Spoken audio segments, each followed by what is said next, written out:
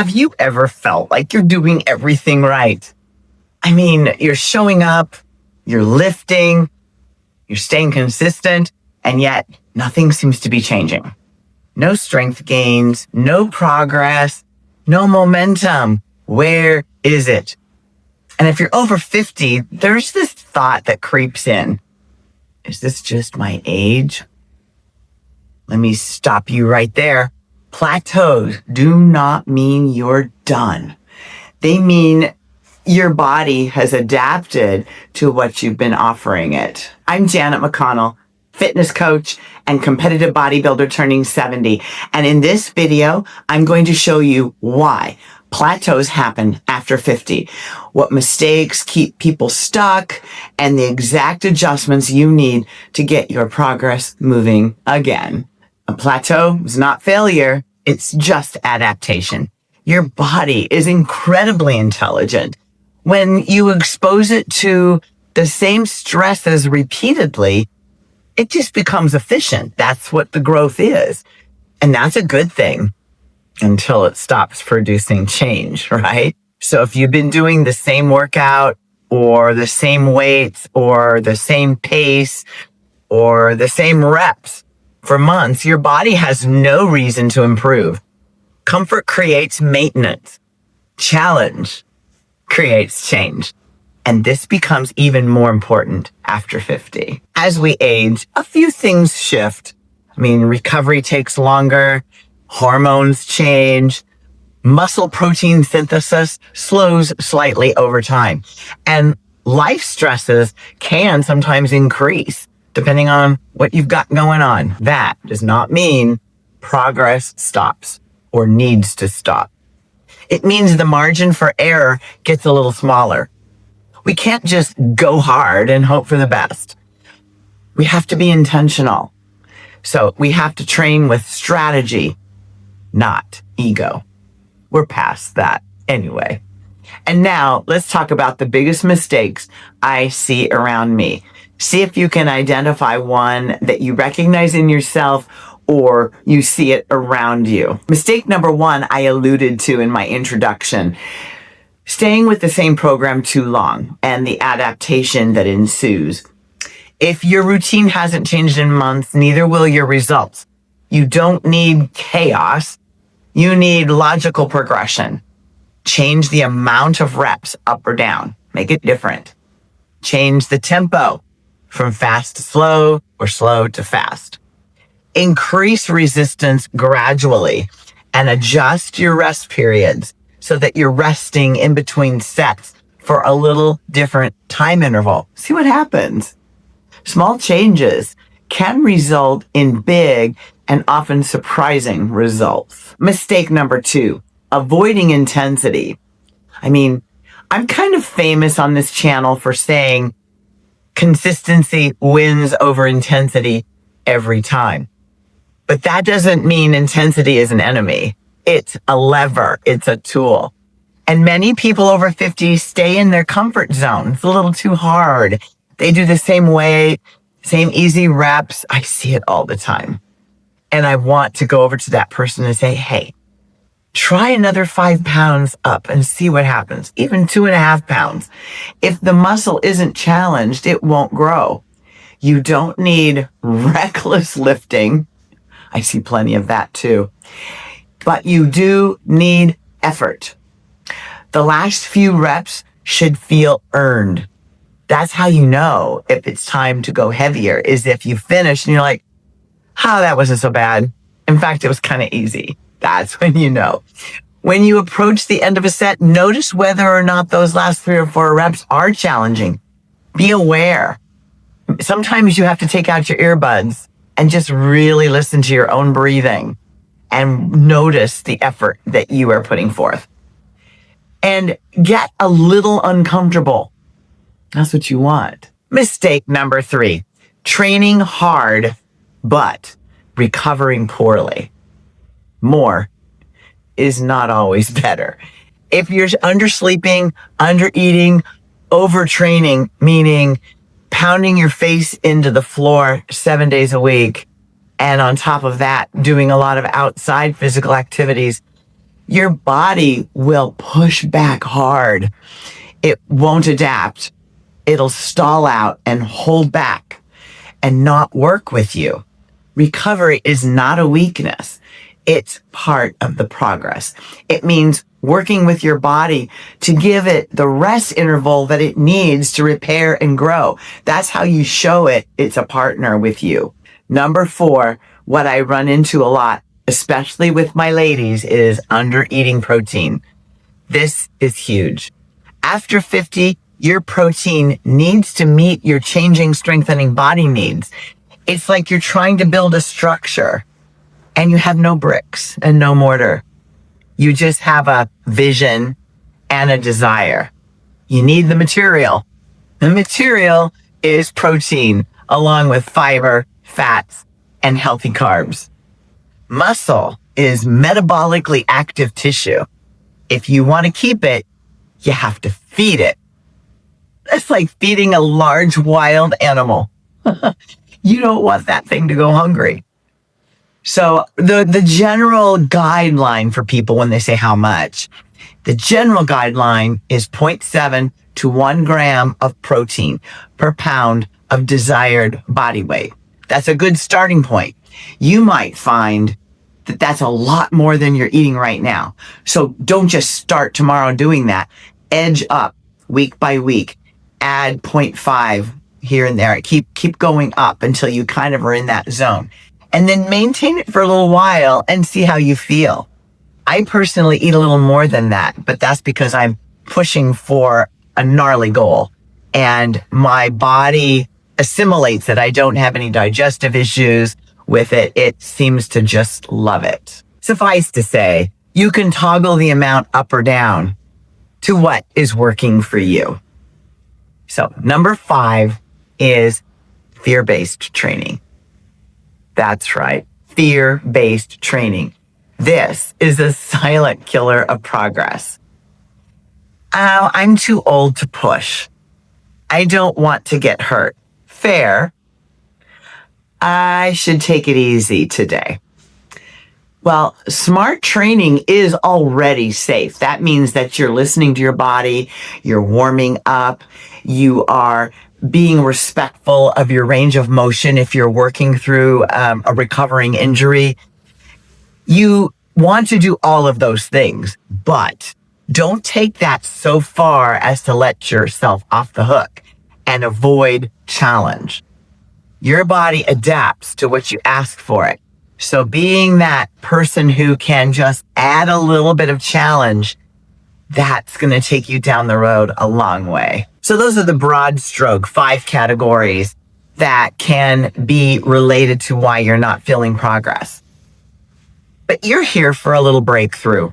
So what is your simple breakthrough framework? Here's some things to consider. Step 1, change just one variable. Don't tear it down and build it up from the ground. Just start with one thing. So adjust the weight. Go up or go down with more reps. And that relates to the second one. Change the number of reps. So if you always do 15 reps, if you always do 8 reps, whatever it is, change it up and adjust the weight accordingly. Give your body a little thrill. Give it something it hasn't tasted in a while. Change the tempo also. I have found that oftentimes when we get like passionate about our workout and we're just determined we're going to make something happen, we kind of go, we want to get a lot done. So we kind of go fast. And what I have found is if you stay in the moment, feel your body and really go slow enough so that all the muscles up and down the chain get a chance to trigger. Not just your big guys, not just the big hero muscles, but all the little guys. Let them all get involved. And that often means slowing down a bit. A good rule of thumb that I use a lot with my clients who are type A, wild, got to get it done right now people and can't slow down is go at the pace of your breath. Now, you know, if you're breathing like, you're going to hyperventilate. It doesn't feel good. You know that without even trying it. So find the regular pace of a normal breath, not when you're jogging, but just working. And stick with that pace of in and out. That's a really good guideline. And then another thing you want to adjust is how much you rest. Between sets and between workouts. I mean both. I found in myself sometimes I forget because sometimes I get done with a set and I'm a little gassed, but I'm excited to do it again or to do the superset, do the push pull. And I want to jump right back in. And I've noticed even in the last week, if I wait 1 minute longer than I used to because I'm lifting heavier now, stands to reason, right? I have like an extra jetpack of power. It feels so striking. And I'm sitting here telling you, you need to rest. I'm telling myself because I tend to get excited and it's hard to go slower. But when I do, I can do more. So, I'm preaching to the choir and I'm in the choir. And the other one is volume. How much you actually do. See if you're the kind of person who really likes to get it all done. And so you're in the gym for over an hour with your workout. Try for a week or two to chop it up a little bit and do a portion of your workout, intensity as appropriate, but just go 45 minutes and force yourself to stop. And then go for a walk if you still feel hyper. See what happens. It's amazing how that can actually get your body's attention. If you're used to doing a half an hour workout, maybe you're pressed for time. Pick a time or two in the week when you can go a little longer. That's also something your body is like, whoa, what was that all about? When you get your body to stop in its tracks and pay attention, that's when you get unstuck from a plateau. Step number 2, track something. Now, easy there. I didn't say you have to keep a food diary. I know you guys hate that. It's hard because you have to face your own truth. But try this. Progress you don't track disappears. Track reps. Notice strength trends. Small wins build momentum. This makes me think of back in the day. I know that you guys, if you're in my age group, you remember this. My dad used to keep a little notebook, a little spiral book in the glove compartment that tracked gas mileage. That was a big deal back in the 60s and 70s. He would, every time we stopped to get gas, he would write down the number on the odometer and how many gallons went into the tank. And according to what was last time, he would calculate how many miles per gallon. And he would say, my miles per gallon is starting to go down. I need to go in and get a tune-up. Do you think he would have perceived that if he hadn't written it down? And that's easy to talk about because it's not us personally. It's a machine and it's like, tracking your bank account. That's okay. I want to know how much spending money I have and whether I have enough in savings. Why don't we do that with our workouts and our food? I know that that's a longer battle. But seriously, how do you know if your budgeting is working? You can see when you spent money, how much you spent, where it went, what is your balance, how much can you save for the future? What do we say? Oh no, I'm not comfortable tracking data. It's too nerdy. It's too hard. It takes too much time. It makes me feel too obsessed. What better thing to become obsessed with than your healthy longevity? What's in your longevity bank account? Ladies and gentlemen, step number 3, respect recovery. Sleep, stretch, rest, massage, midday nap, rest days. They are not optional. They are growth tools.